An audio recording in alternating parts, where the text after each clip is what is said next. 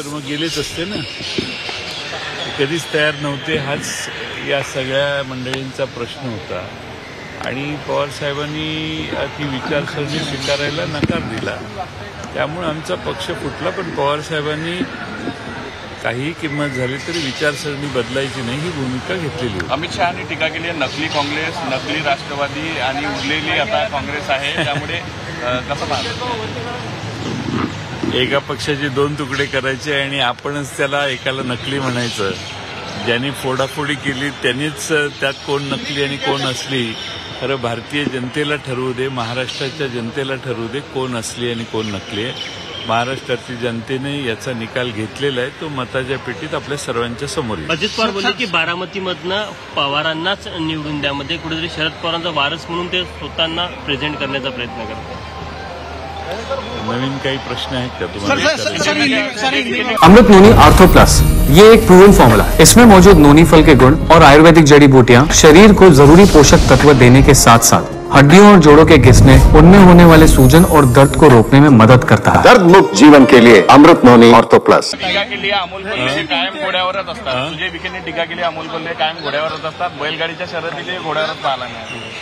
हो, ती बैलगाडीची शर्यत, गाडा शर्यत त्यांनी पुन्हा सुरू करण्यासाठी लोकसभेत चांगली कामगिरी केली आणि त्यांनी वचन दिलेलं की जेव्हा बैलगाड्यांची शर्यत सुरू होईल त्यावेळी मी पहिल्यांदा घोडी हे, आणि ती पद्धत आहे. बैलगाडी शर्यती चालू करताना सुरुवातीला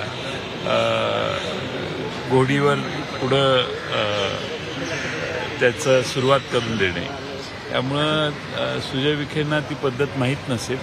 त्यामुळे त्यांना बैलगाडा शर्यतीत ग्रामीण भागातला तरुण किती गुंतलेला आहे आणि किती प्रचंड मोठ्या प्रमाणात बैलगाडा शर्यतींचं वेळ ग्रामीण भागात आहे हे कदाचित त्यांना माहीत नसेल. त्यातल्या पद्धती कदाचित माहीत नसेल. सर, शरद पवार जाने वाले थे बीजेपी में, राजीनामा दिलाय, तुमच्याकडे प्रवेश करते मला अजून माहीत नाही. सर, शरद पवार बीजेपी में जाने वाले थे. कंप्लीट होऊ जाणार.